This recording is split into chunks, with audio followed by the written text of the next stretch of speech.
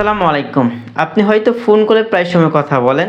আপনি যখন যে কোনো অপারেটরে কথা বলেন, আপনার ফোন কল থেকে কেটে নেওয়া হয় ৳১ মিনিট।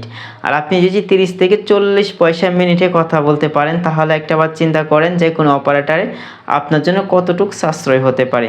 তবে আজকের এই ভিডিওতে আপনাদের দেখাবো কীভাবে আপনি ৩০ থেকে ৪০ পয়সা মিনিটে কথা বলতে পারবেন যে কোনো অপারেটরে।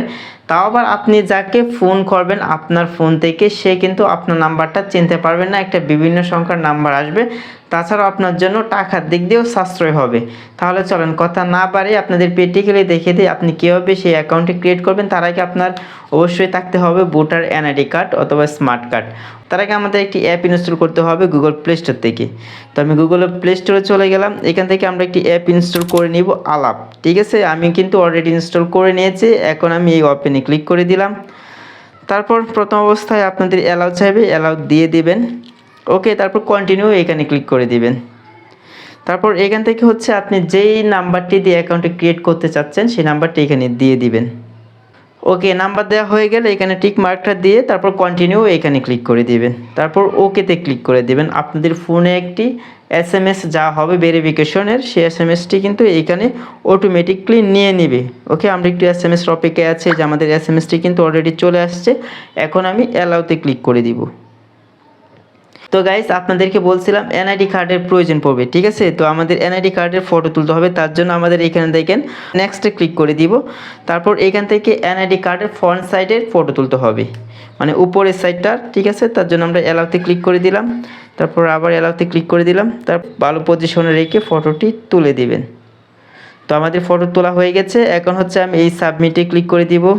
তারপর আমাদের আবার এই ক্যামেরা আইকনে ক্লিক করে ব্যাক সাইডের ফটোটি তুলে দেব, মানে পিছনের সাইডে। তো গাইস, আমাদের ফটো তোলা হয়ে গেছে। এখন সাবমিটে ক্লিক করে দিব। তো গাইস, এখানে হচ্ছে আমাদের ফ্রন্ট সাইড ব্যাক সাইডে ফটো তোলা হয়ে গেছে। এখন আমরা এই নেক্সটে ক্লিক করে দিব। তো গাইস, এই যে দেখেন আমাদের এনআইডি কার্ডের যত ইনফরমেশন আছে সব কিছু এখানে শো করতেছে। ওকে, এখন হচ্ছে আমি নেক্সটে ক্লিক করে দিব। তারপর এই ক্যামেরা আইকনে ক্লিক করে আমার একটি ফটো তুলতে হবে। তো আমি ক্যামেরা আইকনে ক্লিক করলাম।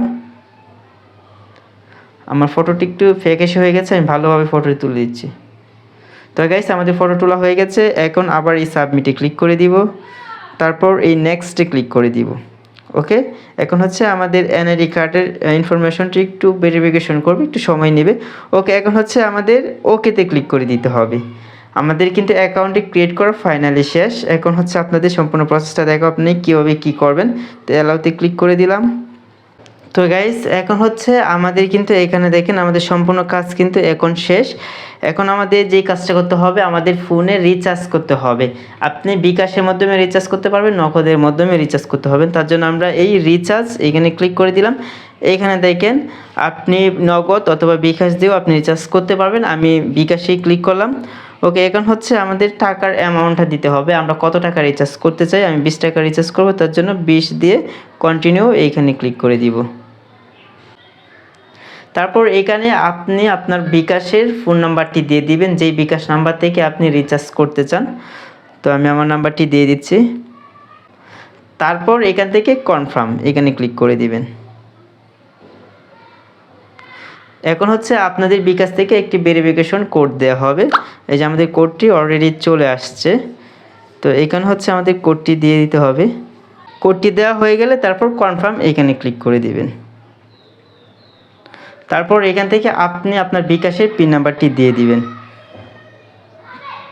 তারপর এখান থেকে আবার কনফার্ম এইখানে ক্লিক করে দিবেন।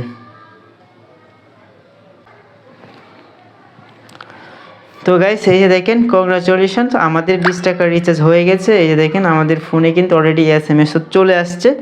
এখন আপনাদের দেখাবো আমাদের ফোনে কিভাবে কল করতে হয়। ওকে, তো তার জন্য আমি চলে গেলাম আলাপ অ্যাপের মধ্যে। তো গাইস, এখন হচ্ছে আমাদের কল দিয়ে ট্রাই করতে হবে আমাদের সব কিছু ঠিক আছে কিনা। তার জন্য আমরা কল ডায়ালে চলে আসলাম। এখানে আমাদের নাম্বারটি আমি দিয়ে দিব। এখন হচ্ছে আমি কল করে দেখব যে সব কিছু ঠিক আছে কিনা। দেখেন এই কলটা যায় কিনা। এখন অ্যালাউতে ক্লিক করে দিলাম। প্রথম অবস্থায় এগুলো চাবে। তো আমার কাছে একটি ফোন আছে, দেখি আমার এই ফোনটির মধ্যে কল আসে কিনা। আর এরকম উইন্ডো দেখাবে, যারা কলে কথা বলতে পারেন অবশ্যই বুঝে নেবেন। তো গাইস, এই যে এখানে দেখেন আমাদের কিন্তু অলরেডি কল চলে আসছে। ঠিক আছে, আর এটি ব্যবহার করার জন্য আপনার ফোনে অবশ্যই ডাটা কালেকশন অন রাখতে হবে। তো আপনি ডাটা কালেকশন অন রেখে আপনি এই ধরনের কথা বলতে পারবেন 30 থেকে 40 পয়সা মিনিটে।